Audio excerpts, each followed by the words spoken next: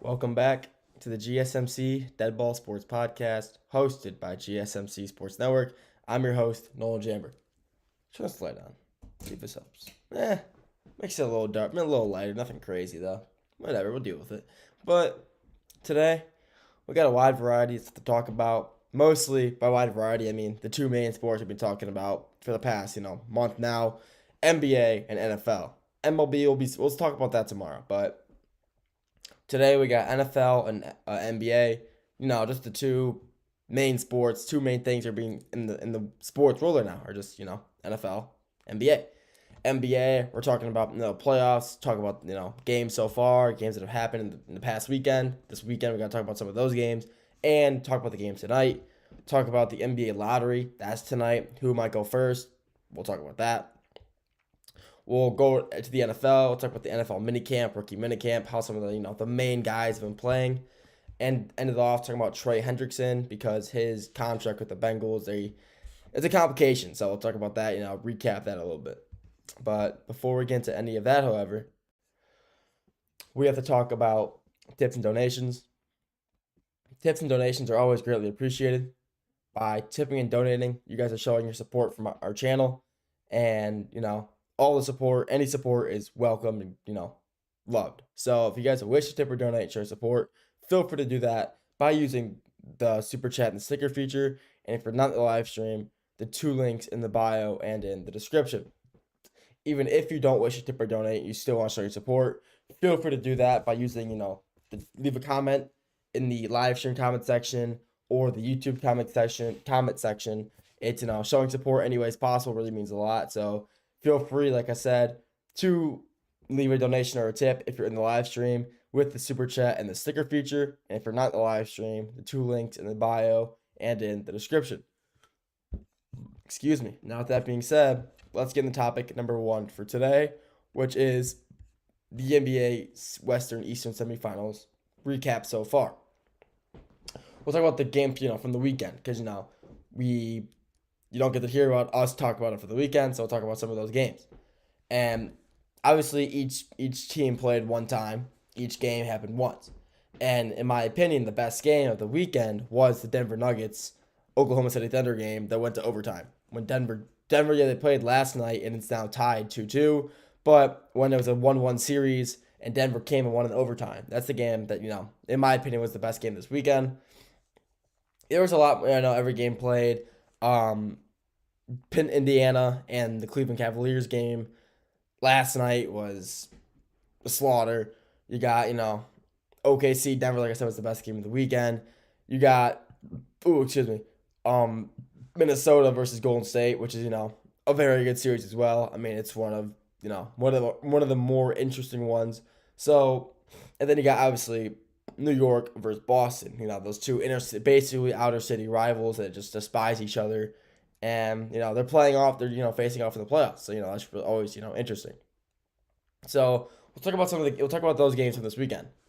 So, the first one we'll start off strong. We'll talk about the Denver OKC, which in my opinion is the best series right now and was the best game of the weekend when Denver and OKC played on, Friday night? Yeah, Friday night they played. And it was a phenomenal game. It was a great game the entire way. Denver, or OKC, had a pretty, I think it's a 10-point lead at one point. And, it was looking at the start of the game that it was going to be another, blowout. Thank gosh it wasn't, because I have OKC losing to Denver in this series. I do believe Denver's a better overall team, and I believe they'll win. But, seeing Denver crawl their way back up like they tend to usually have to do, it was great. Aaron Gordon just really kind of proved himself to be, one of the most clutch players on the Denver Nuggets right now. He said earlier this year in a press conference, that he was going to do everything in his power to make sure Russell Westbrook gets a ring. And through the way he's been playing, not only in this series, in the first series as well, that he really does mean that. He really truly intends to get Russell Westbrook his first ring, even if it's his last season.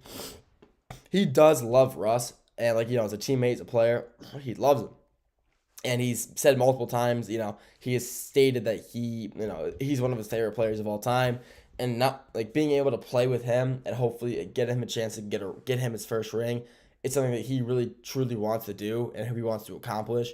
So seeing him, wish that is awesome. Seeing him want success for his teammate who, is one of the most dominant in his prime, one of the most dominant players of all time. Mr. Triple Double. I mean, and he just couldn't get the ring, couldn't get it done. He couldn't get it done when he was, in OKC. That brief stint with the Wizards that he had, couldn't get it done. Okay, when he was with the Houston for that 1 year, the Clippers, the Lakers. I mean, he could just never get it done. And he's finally, I think he will end up retiring as a Denver Nugget. And with Aaron Gordon playing the way he has, he really does truly mean that, Russell Westbrook is my teammate. And this is the guy I want to see get a ring. And I'm super happy for it. Honestly, I love that, this team's kind of loving, just coming together in support of Russ, trying to get him his first ring. Because all these guys, most of these players on the team, obviously, Jokic, Jamal Murray, Aaron Gordon, Michael Porter Jr., they were all on that 2023 team where they got that ring, or they beat Miami. So these guys don't, they got their ring, they're fine. But they just want, they want this Russell Westbrook to get his ring, and that's what they're all playing so, passionately so together. And I love that. I think, they deserve to win. I do believe they will win this series in 7 or 6. And no, it's tied 2-2 right now. OKC got the win last night. Denver was up about, I think it was 15 going into the fourth quarter. Maybe it was 10, and they just couldn't hold on. So, that sucks, but just how it is sometimes. You're not going to hold on to every lead, which does suck. But it's a great series so far. I'm really, excited to see it keep going. But then another great game we had over the weekend was, let's go to Knicks versus Boston. We'll go to this game. This wasn't really the best game. Knicks started the series 2-0 over the Boston Celtics in Boston, and people were going into Game 3. People believe that they're gonna beat them again. I really didn't think that. I think the Knicks could win this series, but I didn't think they were going to win that game. I think the Boston just kind of, finally figured it out. And, they got out of their slump. They shot 20 for 40 from 3 that game. They shot 50% from 3. You're not going to lose games if you're shooting 50% from 3. You're just not. You're not, if you're shooting 43s and you're making 20 of them, it's 60 points right there just from 3-pointers. And you're not going to lose that game. And they won by, I believe it was like 25, 30 points. It was, a slaughter, I guess you could say, in MSG.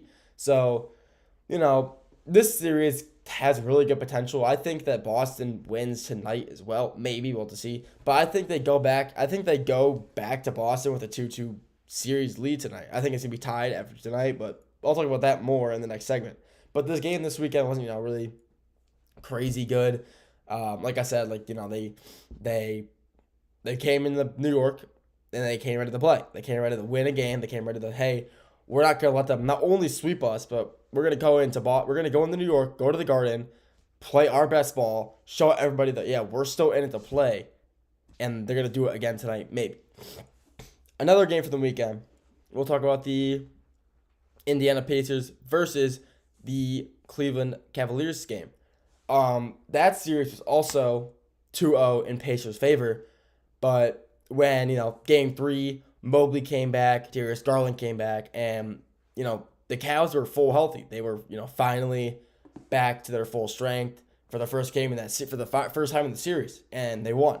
They proved, they didn't really need to prove anything. Everybody knows they're a great team, but, you're not going to win your games when not only 2 of your starters are out, 2 of your best players are out. Garland and Mobley are out of they're 3, Mitchell, Garland, and Mobley are that team's big 3, and when 2 of them are out for the first 2 games, you're not gonna win. You're just not gonna win. Honestly, you're a powerhouse 3. It's a great big 3. Donovan Mitchell, one of the best point guards in the league. He averages through his entire career. So then this is an insane stat. His entire career in the playoffs, he averages about 29 points per game. That's an insane stat. No one's talking about his his playoff longevity, his playoff rising ability. He rises in the playoffs. It's insane how dominant he is come playoff time. Then you got, Darius Garland, one of the best shooting guards in the league. When he's hot, he's hot. You just can't stop him when he's on. And then you got Mobley, DPOY, one of the best defenders in the league. He's a great player. He's kind of just like a stretch big. He can kind of do it all. But, when you don't have 2 of those players in Mobley and Garland, you're not going to win games. And they were down 2-0 with both of them out. and they finally came back in Game 3 and they won. They won. Huge game for them. And then last night, they were down 80-39 at halftime. The Cavaliers fell apart last night, and now Indiana has the 3-1 lead. And this is not a position where you want to be in. Being down 3-1 is a horrible spot to be in. So, I mean, it was just a slaughter last night. I think, honestly, Indiana wins this game. They win in 5. I think they really do. And this is a different Indiana Pacers team. This team is dominant. This team is really the most underrated team in this playoffs. I 100% believe that. Yeah, the Clippers they were still in it. They were my most underrated team. And now it's the Pacers. I mean, they're just completely domination, absolute domination this whole playoffs. In 5 against Giannis and the Bucks. Could be in 5 against the first-seeded Cleveland Cavaliers. And then next, if they play Boston or the Knicks, I think they can beat them in 5 as well. I mean, who knows? It'll be waiting. Because if they play the Celtics, they will not get swept again. They will absolutely not get swept again, and they honestly might win that series. So honestly, who knows? But it's a great series regardless. And the other series I didn't touch on, which one was it? I talked about the Cleveland series. I talked about both series in the East. And what was the other series? Talked about the Nuggets, Thunder. What was the other series that I can't think? Oh, Minnesota and Golden State. This series is so, weird. Because, I wouldn't say weird, but this series is just so kind of, I wouldn't say bland, but it's not really, that spectacular. I know none of the stars are really playing to their star potential, and they're just kind of an underwhelming games, They play tonight with Minnesota have a 2-1 lead. So Steph Curry could be coming back at next game, and if Golden State can hold on tonight, they will be now getting Steph Curry back with a 2-2 split. So we'll have to wait and see how that comes. But, that series has been kind of bland, I'm not going to lie. It's been kind of a boring series to watch. Nothing really exciting. So, I mean, Rudy Gobert, he's been, playing good. I thought he'd be playing a lot better because he just absolutely dominates in the paint. He's on Looney. Javon Looney for the Warriors, who, not really a big-time player. He's not a big name, I guess you could say. So I thought he'd be having a lot more success, but he really isn't. So I'm kind of surprised. But this weekend had some great games to it, and honestly, I'm just happy I was able to watch all of them. They were all great games, and that's all I can really say. That's all I got for this segment. Next segment, we're talking about the games tonight, then going to the lottery after that. Segment 3 and 4, or 4 and 5, going to the NFL, talking about the rookie minicamp, and Trey Hendrickson. We'll get to all that after the break.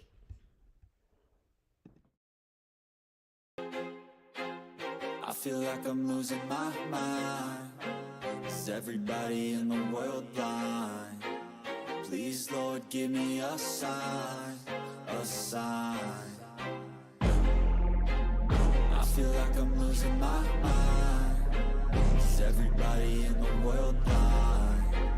Please, Lord, give me a sign, a sign.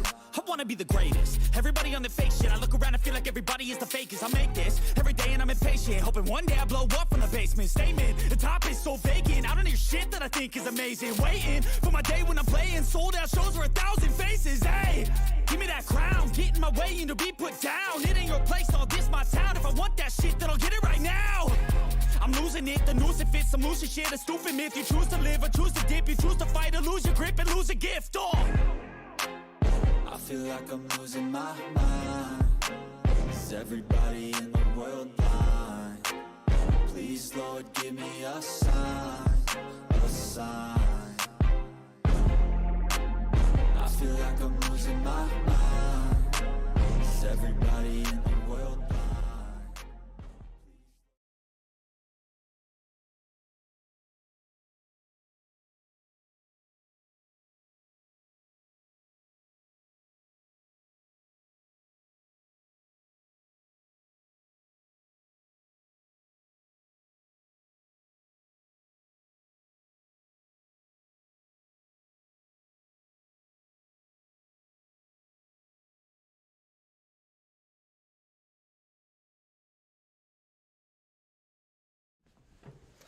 Sorry for the I'm not sure how long that screen was black for, but I had to take care of something real quick. So sorry for the the black screen.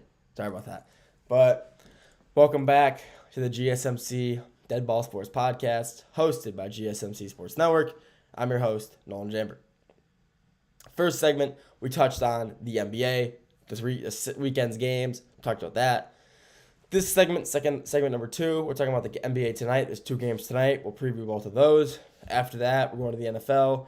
We're staying with the NBA. I forgot we're going to 3 NBA today. We're talking about the NBA lottery. Talk about that.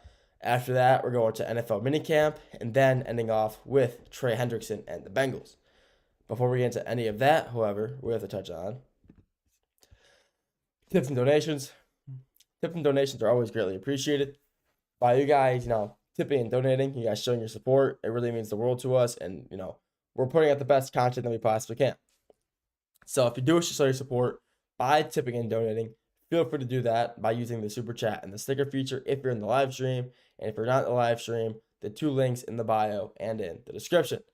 Even if you don't want to tip or donate and you still want to show your support, feel free to do that by just leaving a comment. Leaving a comment is the best way for us to be able to communicate with you guys. If you have questions, put them in the chat. All that's, just really nice if you guys, just leave comments. So if you do wish to show your support, feel free to leave a comment. But if you wish to tip or donate and show your support, feel free to do that by using the super chat and the sticker feature if you're on the live stream. And if you're not in the live stream, the 2 links in the bio and in the description. With that being said, let's get into topic number 2 for today, which is NBA games tonight. There is 2 NBA games tonight. We have the first game of the night, which is Boston Celtics versus the New York Knicks. After that, we're going to Golden State versus the Minnesota Timberwolves. So let's talk about Knicks Celtics first. This is game 4. Knicks have a 2-1 lead in New York. And honestly, this series has been so weird. Because, you got, this honestly should be a 3-0 lead by the Celtics right now. It really should be. They should be up 3-0, but instead, they're down 2-1. But, how could they be, how could they be losing if they should be 3-0? Because they just cannot keep their 20-point leads. They really just cannot. Every time, the first 2 games in Boston, when they were home for that first series, for the first 2 games, they had a 20-point lead going into the 4th quarter. And they just blew it. Both games, they blew it. They had a 20-point lead in the first game, blew it, lost on a buzzer beater. Second game, they had a 20-point lead, blew it, lost because Jason Tatum took it out. Took for a jumper on the left side of the basket, and then Mikal Bridges was right there. Because he was gonna pass it. Mikal Bridges was right there, took it out of his hands, threw it down court. Knicks up 2-0 in Boston, which, was honestly kind of an insane watch. It was an insane, turn of events. No one saw that coming. I honestly had Boston in 4. I'm not going to lie. To the start, I had Boston Celtics in 4, and now look at them. They are down 2-1 to the New York Knicks. But, the Knicks, or not the Knicks, the Celtics, sorry, to go with the Celtics, they really, came back and reinvented themselves in game 2. They really did. The Celtics, they came back, shot 50% from 3, because that's what they do. They live by the 3, and, when it works for them, it does. It really does. They were able to shoot 50%. They shot 20 for 40, and, they got the job done. They really did. They showed that, if we're shooting, we're shooting, and they shot lights out. They shot phenomenal, and they were able to, secure that win for them, keeping it within 1 game. And tonight, I really do believe they can come back and win the game tonight. Not come back, I guess you say, but come back in the series and win tonight, tie it up, and go from there. Because I think they are the better team overall. I really do believe they are the better team out of, the Knicks. Let's talk about, individual one-on-ones, their matchups. You got, for their, let's talk about, Brunson. Let's talk about their all-star. Brunson versus Tatum. Tatum is so much better than Brunson, and I know they're 2 different positions, but, I honestly believe that the only position where the Knicks have the Celtics beat is in center. I do believe, Karl Anthony Towns, or Cat, whatever you like to call him, he is better than Porzingis. He's more, I think he's more efficient. I think he's a better overall player. And that's really it. Yeah, Porzingis can just pull it from half court and drain threes, but so can Cat. And I feel like Porzingis really doesn't really do that much other than that. He makes plays in the paint from time to time, but I really don't. Whenever I'm watching a Celtics game, I really don't see Porzingis is doing much. Yeah, he does a lot. He does a good amount, but I feel like he'd be doing a lot more considering, he's a very good player. Porzingis is a phenomenal player. Do not get me wrong. I'm not saying he's bad at all, but I believe he can just do more. I think he can get more rebounds. I think when he's on the court, he's one of the best players on there. When Porzingis is on the court, he is one of the best players on the court, a top 3 player on the court whenever he's out there.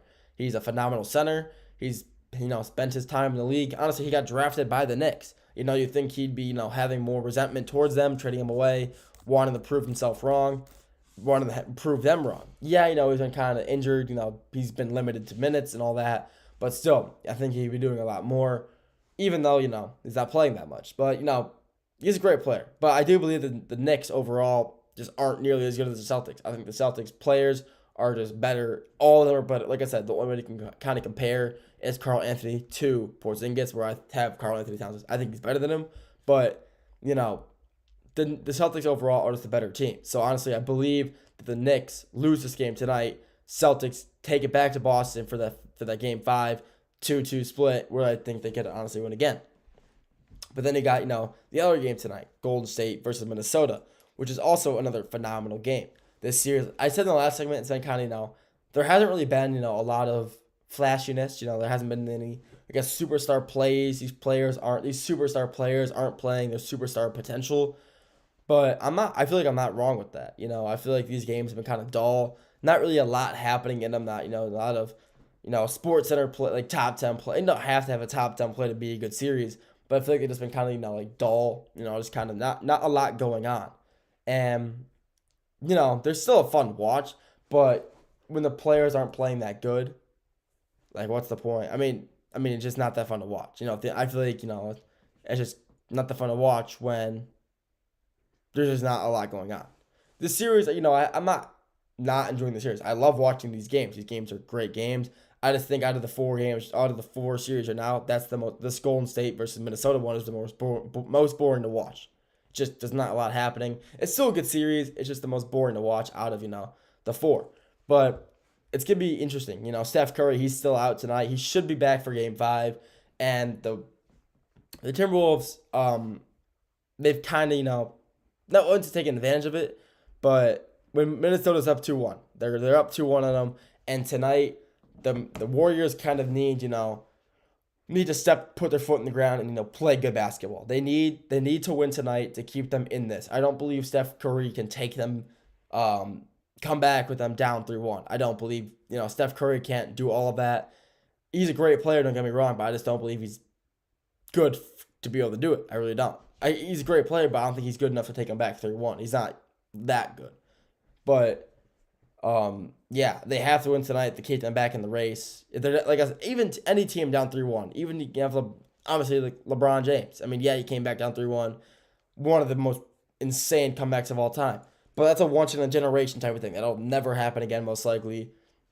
But if the Warriors are able to come back down 3-1 with Curry, I'll take this entire segment back. I'll just go back and delete it, pretend it never happened or something like that. But you never know, honestly. But I think the Warriors, this is a must-win game for them tonight. They need to be tied 2-2. And if Curry comes back next game, they honestly could take a 3-2 lead on them. But who knows? I mean, who knows? We'll have to wait and see. But this is the must-win game for the Warriors tonight to be able to, keep it in the race.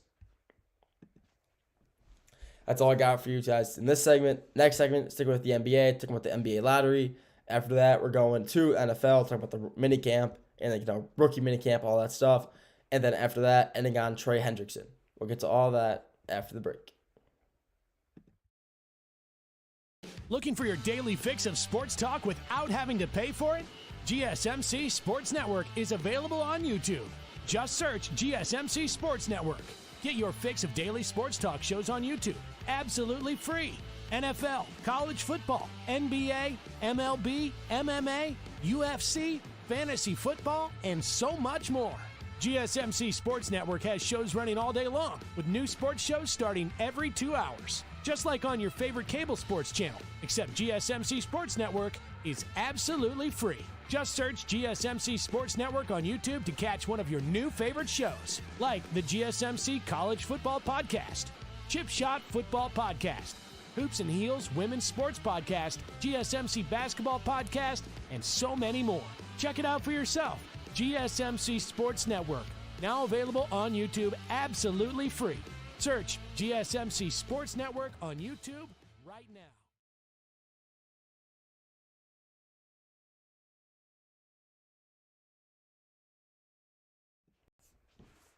Welcome back.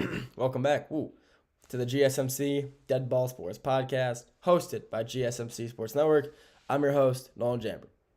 First two segments we touched on NBA, talked about the playoffs, the games previewed tonight, and recap the games from this weekend. This segment, stick with the NBA. We're talking about the NBA lottery tonight. After this, we're going to the NFL. We're talking rookie camp, mini camp, and then we're going to Trey Hendrickson, talking about his situation over there in Cincinnati.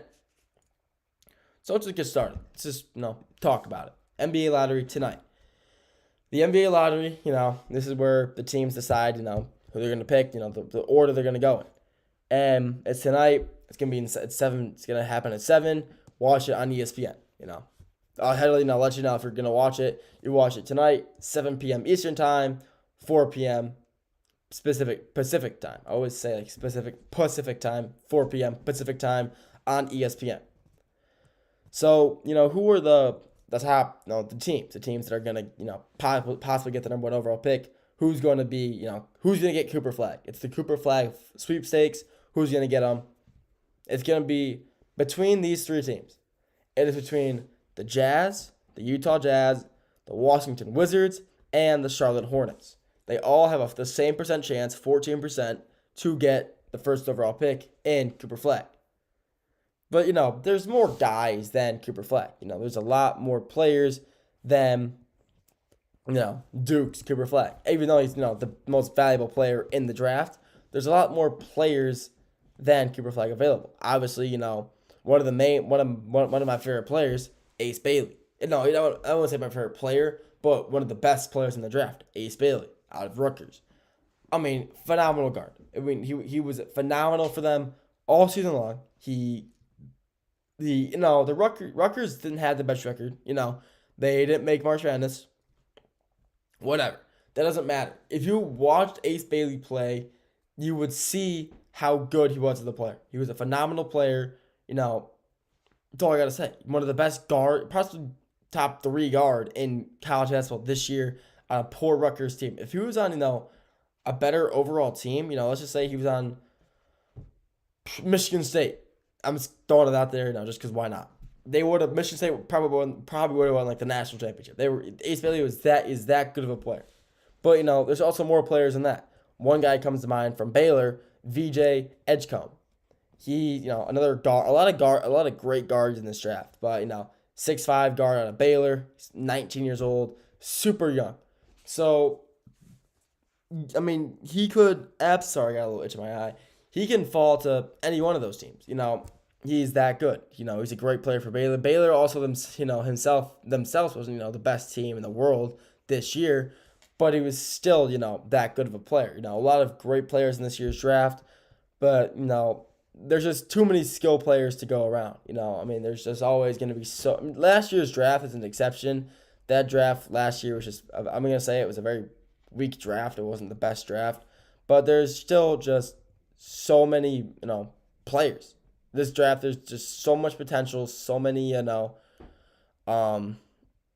guess you could say talent. There's so much talent in this year's draft. It's insane. But, yeah, a lot of other teams can 100% get the first overall pick too.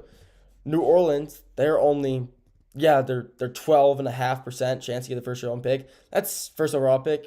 That's really close.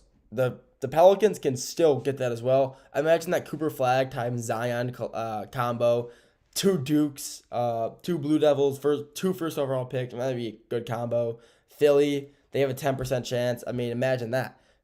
Cooper Flag, Tyrese Maxey, Jared McCain, Paul George, and Joel Embiid in the same floor together. Oh my gosh, that would feed generations. If you're a Phillies fan, that'd be insane.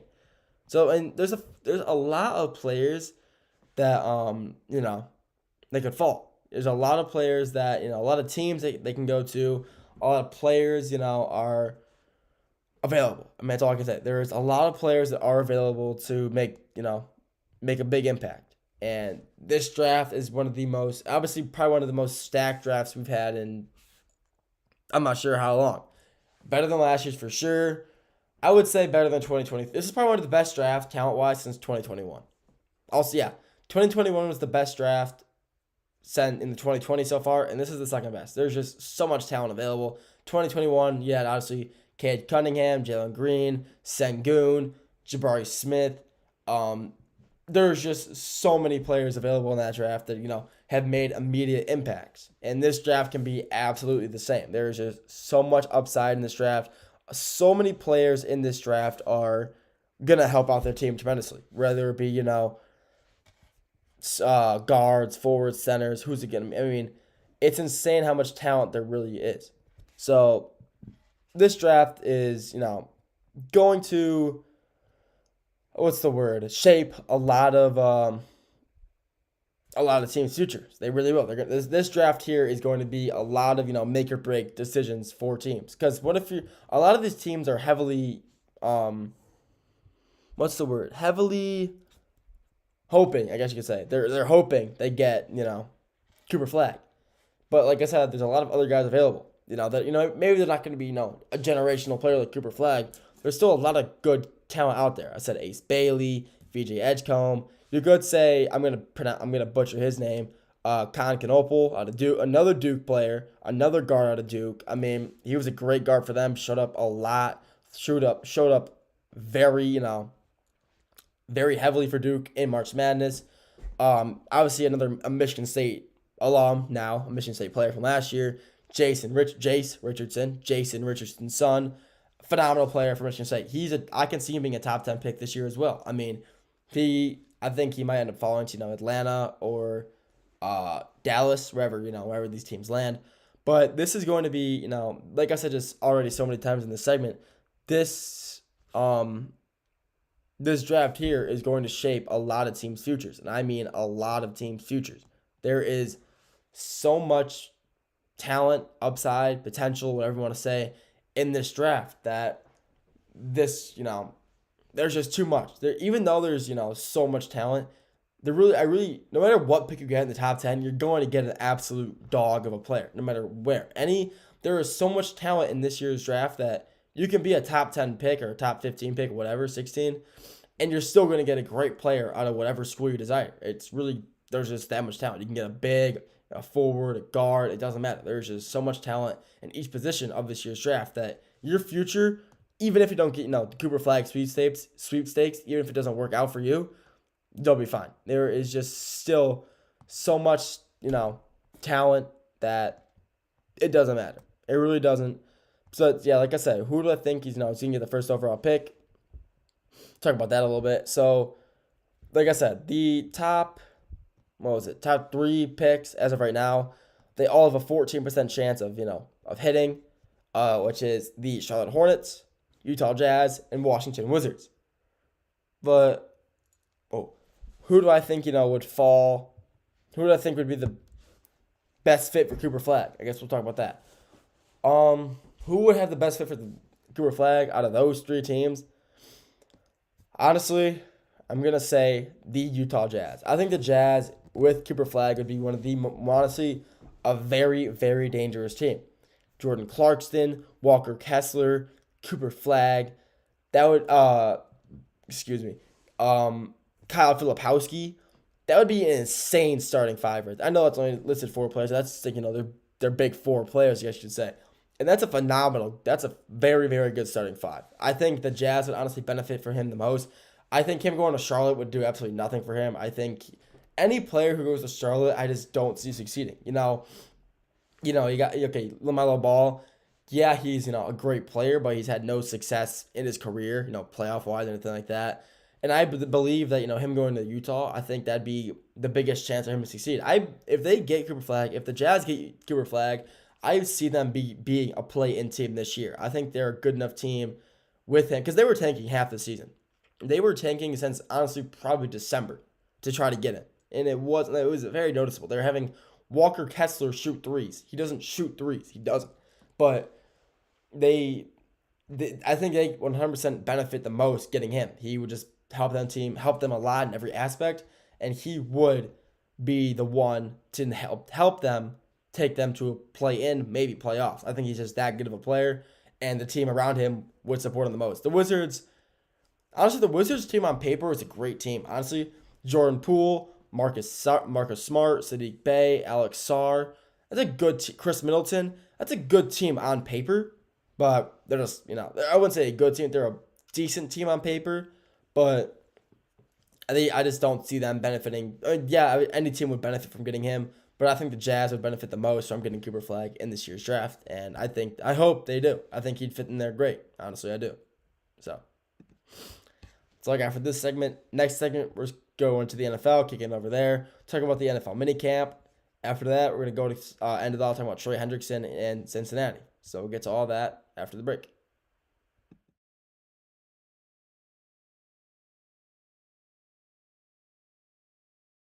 For the best and latest podcasts available anywhere, go to the podcast app on your cell phone and type in GSMC to access free content-rich podcasts on health and wellness, book reviews, sports, entertainment, relationships, social media, movies, technology, finance, and even weird news. Subscribe and download the GSMC Podcast Network's family of shows, available everywhere podcasts are found.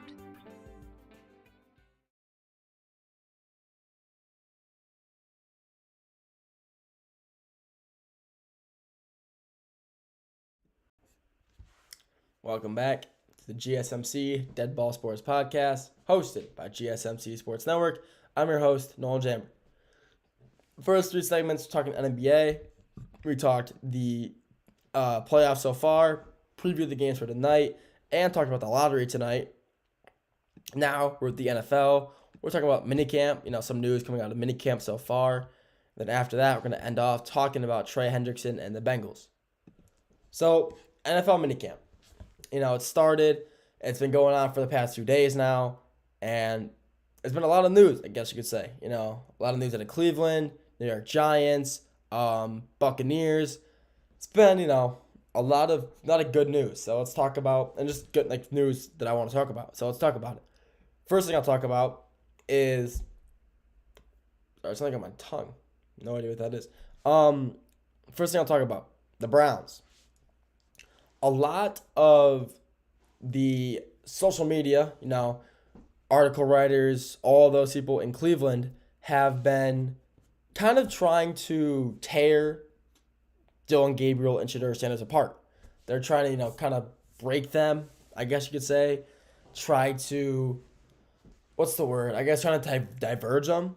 They're always asking the two, who's better? Who do you think? If you're been following along with that, you can probably see that the Browns' social media is trying to, tear them apart. And it's honestly very sad to see. You don't really see a team in the NFL take two quarterbacks in the same draft. You really don't. You don't ever see that. Especially, almost back-to-back rounds in 3 and 5. Kind of surprising. But they're both great quarterbacks, don't get me wrong. So, why are all these social media, people, why are they all trying to tear them apart? In a interview, they are asking, Shedeur, oh, Dylan Gabriel's hands are too small. Are you going to take advantage of that?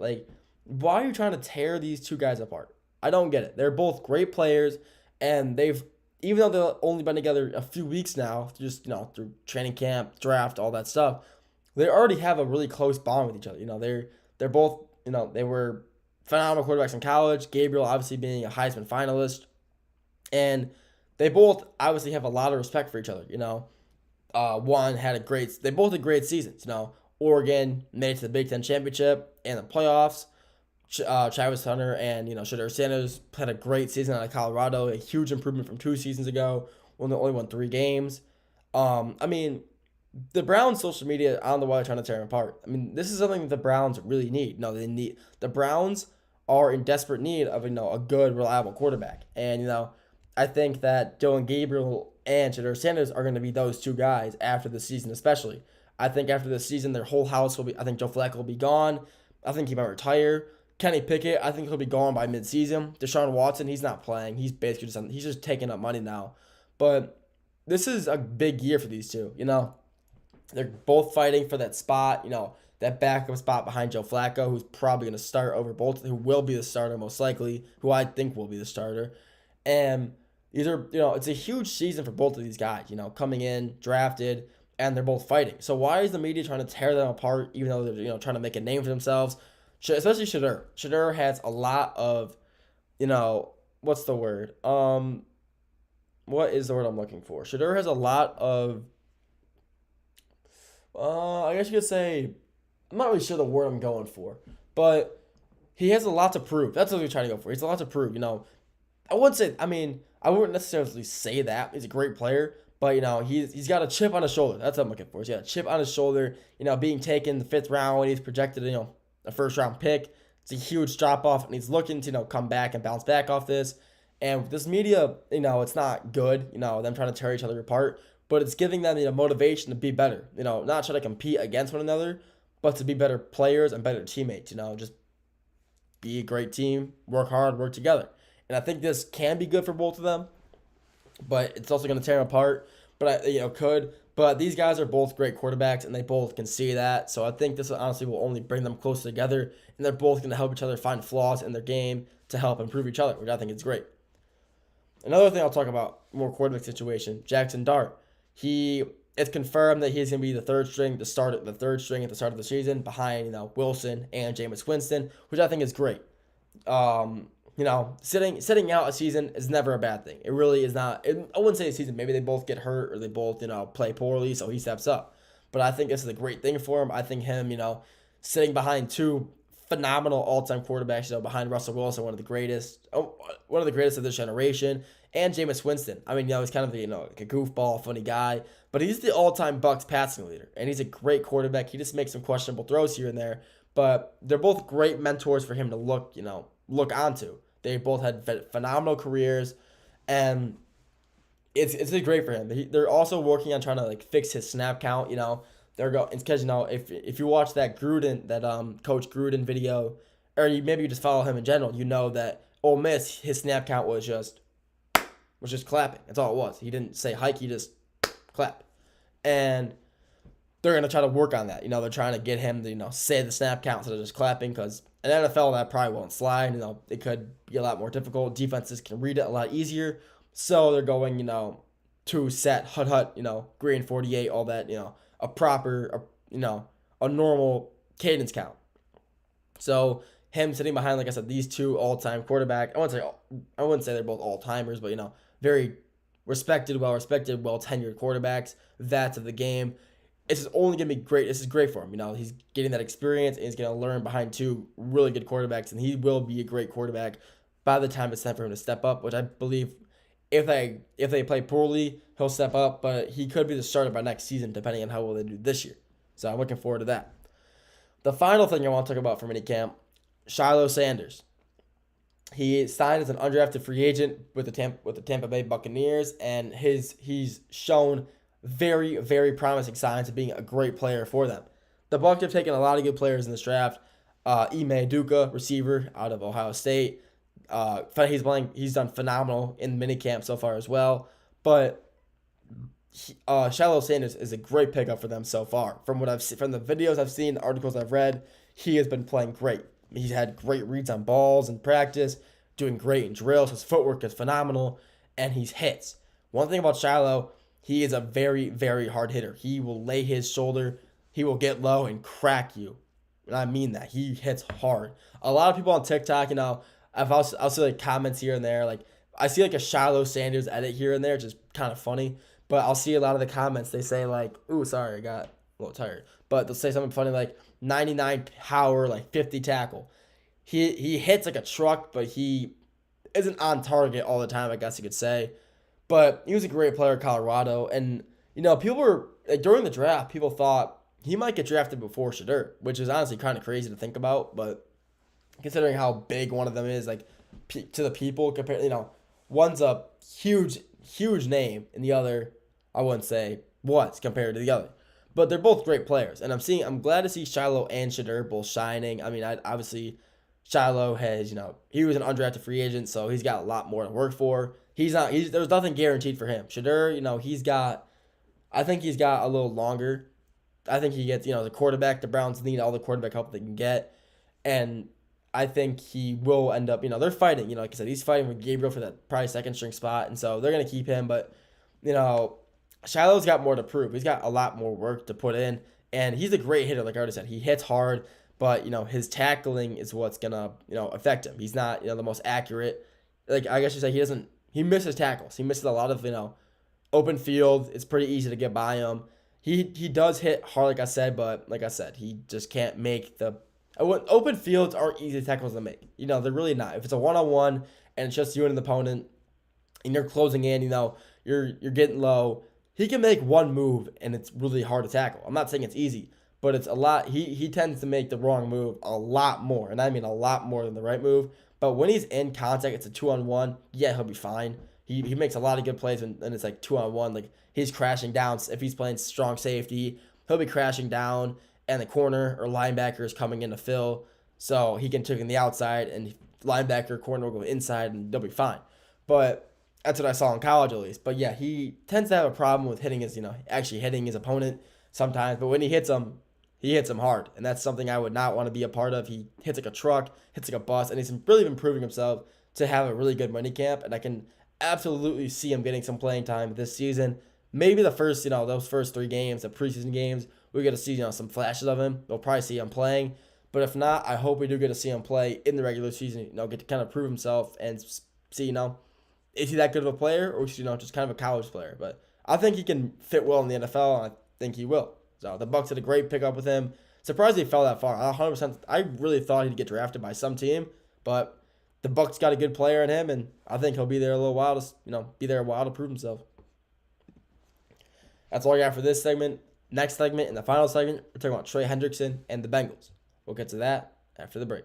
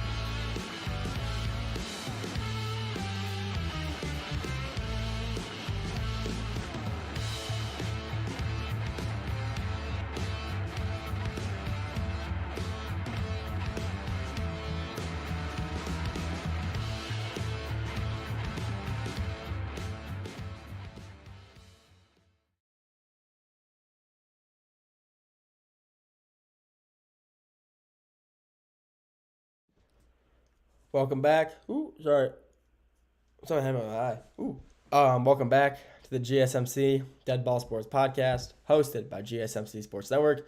I'm your host, Nolan Jambert. First 4 segments, we talked about NBA, talked about NBA semis, recapped some of the games from this weekend, preview the games for tonight, and the NBA lottery tonight, talked about that. Segment 4, last segment, talked about the minicamp, some news coming out of there. This segment number 5, the final one, we're talking about Trey Hendrickson and the Bengals. So, Trey Hendrickson and the Bengals. What's going on over there? So, they have officially cut off contract talks. They're done. They said, they were debating, there was contract, disputes, struggles between the two, and the Bengals have now officially said, no, we're done. We're not going to deal with this. And basically that means they told him, go find a new team. They're not signing him to a new big deal. So, why? Why is that the situation? Why would they stop that? Trey Hendrickson is one of the best defensive ends in the NFL. Honestly, he's a great player. But, from Hendrickson, what he's been saying is the Bengals are offering deals to him that and I quote, he did not reflect the visions that they shared and that were promised. So basically, the Bengals are promised him probably a hefty new contract, a really good deal. And he's honestly, he should. He's one of the best DNs in the NFL. And plus, the Bengals aren't a very defensive heavy team. They're not. They're offense heavy, and it's very noticeable. And they just signed Joe Burrow and Jamar Chase to max deals. They franchise tag T. Higgins again because they love doing that. So they don't want to re-sign Trey Hendrickson to a big deal when they're focused on offense, which is not going to win them championships and never will. So that's interesting play by them. They should be looking to re-sign him to a contract. It doesn't got to be a huge one, but just a contract to keep on the team. He is their corner. He is their anchor on defense. He is their defensive player. Everybody knows this. But why won't they? He's a phenomenal player. Why wouldn't they want to re-sign him? Because I'm not sure. People believe it's because he's getting older when he's only 30 years old. So he's still got, plenty of gas left in the tank. And, he's a great player. He had 17 and a half sacks last year.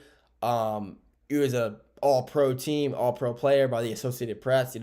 He is a phenomenal player. I'm not really sure why they wouldn't. Like I said, he's made the Pro Bowl every year. Each year he's been in Cincinnati, which is 4. And when he was signed, when he signed a contract with them 4 years ago, it was a 4-year, $60 million contract. And now he probably wants another 2 or 3 year deal for probably, I'd say, around maybe the same amount, maybe $50, $60 million, because he's just that good of a player. But the Bengals don't want to re-sign that. They don't want to be a part of that, which I think is kind of insane considering how good of a player he is. Hendrickson is, like I said, so many times one of the best defensive players in the NFL. Great DN. It's kind of crazy that he's not even the best DN in his own division. Myles Garrett, the best. He's the best. He's better than TJ Watt. I'll say that. TJ Watt is not better than Myles Garrett, and I'll stand by that. But, I still don't understand why they wouldn't want to re-sign him. I guess unless he's asking for an absurd amount, I would give it to him. He is just that good of a player, and he's their only good player on defense. Their defense really just isn't heavy. They're not a good defense, so re-signing him would be the best thing to do. But whatever. That's just how it is. And even the Bengals, I guess, like the coaching staff, they don't really know what's happening either. On Friday, Coach Zach Taylor for the Bengals, when asked about it, he didn't know. He didn't know anything that was going on. So he didn't know what's the situation going on over there. And Hendrickson this season alone is he's expected to earn $16 million from base pay, and it's his final year. So all this is coming to light because him on the Pat McAfee show, which Pat McAfee just brings out the greatest in everybody. He just brings out brings out the best in everybody, and they tend to spill a lot of stuff on there. So he wants to, he's not. Trey Hendrickson has said he's not trying to become the highest paid defensive end in the NFL. He doesn't want that. He just wants to keep playing for the Bengals, and he just wants them to re-sign him, which is that's fair. They don't gotta pay him a gajillion dollars. Sign up for another 2-year deal, $15 million deal, like a 2-year, $15 million. If that's what he's willing to offer, I'd be very surprised if the Bengals are saying no to that. I'd be very surprised. He's a great player, so I'm surprised they wouldn't want to re-sign him for a hefty amount. It's not even that hefty. $15 million. That's not a lot. If you're really thinking about it, $50 million for an NFL team is not that much money. They're paying these guys max contracts. They just signed Jamar Chase to a $161 million contract. Joe Burrow, I think it's $230 million, $215 million. They have money though. They have money, and if they don't want to use it on a guy like Hendrickson, well, he can just go walk. Some team will pick him up. He is still a great player. Imagine the Steelers gonna get him, or another defensive heavy team adding another great edge rusher to their roster. Or DN, whatever. The Bengals have him kind of switched around here and there. So, but he's a great player. He just does whatever he has to help the Bengals win games, and he is their cornerstone of their defense. He is their best player. So at the end of the day, they should re-sign him at the end of the season, for another, I'd say 2-3 year deal, $15 to $20 million, and leave it there. I mean, it's not that much. They have money to spend, so why not? But they're losing a great player. If they choose not to re-sign him, it would be absolutely just not a good idea to not re-sign him. He's just that good of a player. But at the end of the day, I'm not the GM of the Bengals, so yeah, I mean, don't ask. I'm not the GM, so I really wouldn't know what's right to do. But that's my opinion. I think, re-signing him would be the best thing for them. But will they do it? Who knows? I'm not the GM, but if they were smart, I do believe they would, or he will go walk to a team that is willing to pay him a lot of money. And honestly, go for it. If you're going to get paid, let's say the Niners go and get him for 3 years, $30 million, $40 million. Yeah, go. I mean, unless the Bengals are going to match that, I mean, go. Get out of there. The Bengals really, I wouldn't say they're not going anywhere, but last year they had to crawl their way up back through the regular season, and they didn't make the playoffs. They started off poorly, and they had to crawl their way back, and they lost. And they won that final game, I think it was the Browns. They beat the Browns, but they needed the Chiefs to win, and the Chiefs sat everybody. And so they lost because the Chiefs didn't play anybody. And, if they want to not be in the situation, you want a guy to, anchor on your defense, be your defensive, the heart of your team on the defensive side of the ball, re-sign him. So you're not in spots like that. Keep him available, keep him on your team so something like that doesn't happen again. But like I said, let's say he walks. They have nobody on defense. I believe Eli Apple's still there. That's probably their other big name player, I guess. But he's not that good. So, and yeah, they made it to the Super Bowl 2 years ago, but they didn't win, did they? They have never won an NFL Super Bowl championship, whatever. I don't think they ever won a championship either, when that was a thing. I don't think they never won a Super Bowl. And if you don't, get defensive players like Hendrickson or other, guys available, you're not going to win a game. You're not going to win the big one. You just never will. So they should re-sign him, but will they? I doubt it, because the Bengals just are so heavy on the offensive side of the ball. They just don't care enough about their defense. And they need to come and realize that if we're not going to send anybody on defense, we're never going to win a championship. We'll never win the Super Bowl, never get the Lombardi, and we'll just be kind of mid for a while. So they should re-sign them, but will they? Probably not. That's all I got for you guys today. Thank you for tuning in to this episode of the GSMC Dead Ball Sports Podcast, hosted by GSMC Sports Network.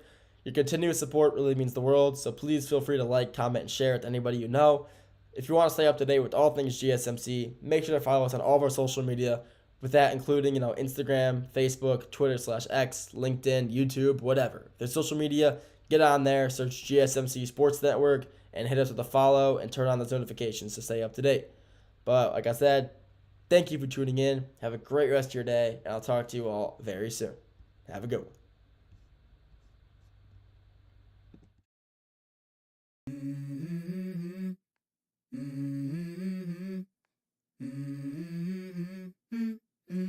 Let's go. I wake up to a little bit of drool on my pillow, feel like it's gonna be a bad day. Yeah, I'm tired of shit, and the coffee ain't hit yet, damn, ain't that great. I don't wanna go